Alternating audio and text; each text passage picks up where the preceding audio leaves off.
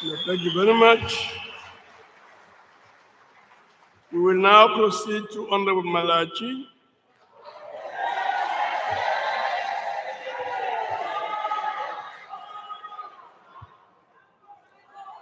Thobela Speaker sa National Assembly, President wa rena, Deputy President wa rena, Chairperson ya NCOP. I am not going to greet the murderers who contributed to the killing of the people of Palestine. I am not going to greet the IFP, a political party that was funded by right-wing murderers who have killed the people of Thokoza, KZN, Sebokeng, and many other parts of South Africa. The people who worked against the people's power. President, the story of Tintswalo is a story of hope, reflecting on opportunities, possibilities created by the breakthrough of democracy, touching and transforming the lives of people from as far as Zingizingi, Ngomo, in the deep rural areas. Honorable members, we also acknowledge that there are many young people who are not employed or in education or training programs. Their socio-economic challenges must be addressed urgently. They also want to be Tintswalos. 30 years into democracy, our challenge to ensure that we sustain the areas of progress to make sure the people of South Africa continue to have access to clear electricity, water, sanitation, waste collection, and other basic services. South Africans want a consistent, effective policy implementation led by the ANC. Despite the technical glitches impacting on NEFSAS, over 4.1 million university students and 2.4 million TVET students have been supported by NEFSAS since 1994. Those are the achievements. President, just to remind them that in 2024, after a clear outcry that NEFSAS must also try to assist those that are in the bracket of 350,000 who were not funded before, the ANC-led government is committed to assist to fund those that have been missing in that area. Because we understand, as the ANC, that there are people who were too rich to access NEFSAS, but too poor to afford education. President, we also welcome the 1.6 million presidential employment program opportunities created for youth placement in various sectors to gain skills and experience.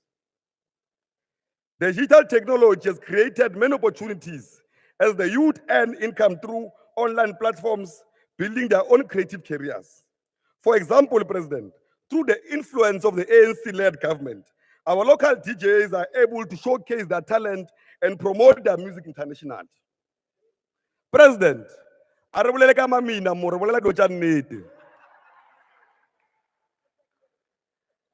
the previous financial year, the NYDA empowered 2,320 youth-owned enterprises through the financial interventions, which took form through the NYDA grant programs and NYDA voucher programs.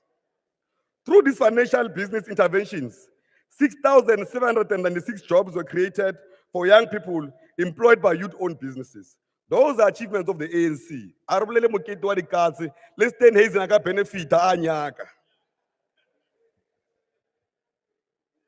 Through the mentorship access to the market and business management training programs, the NYDA provided 34,209 young people with support. There is a direct relationship, President, between funding of youth-owned enterprises and the creation of jobs. One of the most significant achievements was the removal of work entry experience and entry-level employment by government. We call upon the private sector to follow the instruction of the President, your funders, DA. Mr. President, we welcome that the UIF-funded labor activation program, LAB, that seeks to support employment and the training of the youth. We know the intention is to create 2 million work opportunities in the immediate future. We urge the Department of Employment and Labor, and supported by Treasury, to roll out this program without further delay. President, the following program must urgently be fast-tracked. We must reskill the youth to respond to the economic demand of the country, the challenging world of intelligence and digital transformation. We need a massive higher education through digital transformation to ensure that we target and make sure we meet the National Development Plan target. We shall continue when we come back in the 7th administration to open the doors of learning and teaching. Siyabuya. President, UNISA and other universities during COVID-19 demonstrated such capabilities. We should develop the state-of-the-art specialized universities and TVET colleges aligned with our industrial strategy and the capabilities of the various districts. Our higher education institutions do not only contribute to the skill development, but also a high impact on local economic development in areas where the institution of higher learning. Higher education institutions should also be aligned with our mega infrastructure projects of development. President, it is only the African National Congress-led government that was able to break the cycle of poverty in many families, and one of the key achievements were delivered by the ANC. Today, a child of a domestic worker, a child of an informal worker, a child of an unemployed parent, today is a doctor, is an engineer, is a chartered accountant, is a pilot, is a CFO, is a CEO, and many other professions. It is only because of the ANC-led government in the past 30 years. It is clear, President, that even if they deny some in the DA are products, are minute in swallows, they know that they are products of the Inswalo program of the African National Congress. President, Premier Panyaza Lesuifu has demonstrated that provinces can also expand youth development programs through the Nasispani program. The presidential employment program should be doubled, and all provinces should follow the example of Gauteng, including the Western Cape. We must address the market dominance in the telecommunications sector. President, the youth of the country has long demanded a free data for all. And we know that when we come back, it shall be implemented. The global trends have shown that small business sector is the highest job creator supported by industrial economy. As you conclude, South Africa remains the most unequal country where the world is still controlled by the white male minorities, and that shall be restructured. We urgently call upon the restructuring of the economy so the economy of the country reflects the demographics of the country. We shall decisively address the land question for agricultural production and human settlements so that we address the asset inequalities. Thank you very much.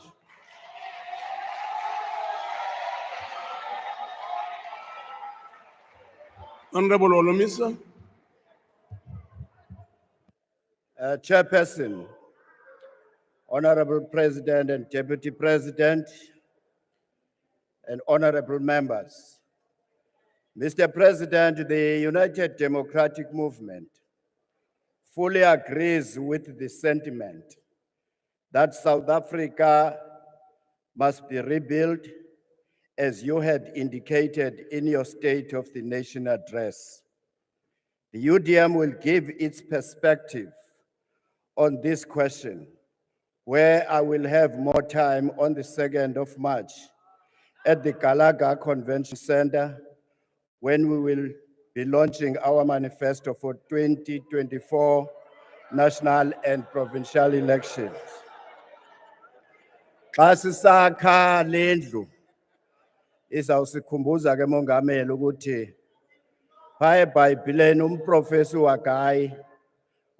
waGayi chapter 2 verse 3 and 4 uthi, ngubani na osekhoyo apho sayikhumbulayo le ndlu ngexesha yayisesebuqaqawuleni bayo, niyibona njani ngoku? Sawubeka ke into ezifana nezondo commission uba le damage yenzekileyo siphi ngoku. What I would like to raise with you, Mr. President, in the limited time I have, is the matter that you had last year instructed Finance Minister Enoch Godongwana to attend to, which is the matter of the SATBVC state pensioners. Your public instruction created a legitimate expectation within the community of thousands upon thousands of ex-civil servants and their families that their complaints will at long last be attended to. Mr. President, a year has lapsed and nothing has happened to fulfill your instruction.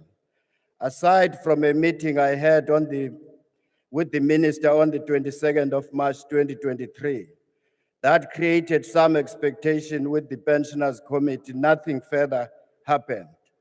As you might be aware, the SATBVC pensioners have now resorted to a legal route to seek to effect your instruction, which will take time and resources. Yet National Treasurer, GEPF, and the PIC did not go to court to consult with anyone before they used pensioners' monies to bail out SOEs and funded BE transactions to the tune of billions of rands. I would therefore strongly recommend an alternative solution from your office, and that is that an independent body with chartered accountants and tax experts be mandated to handle the matter with subpoena powers to clear the house.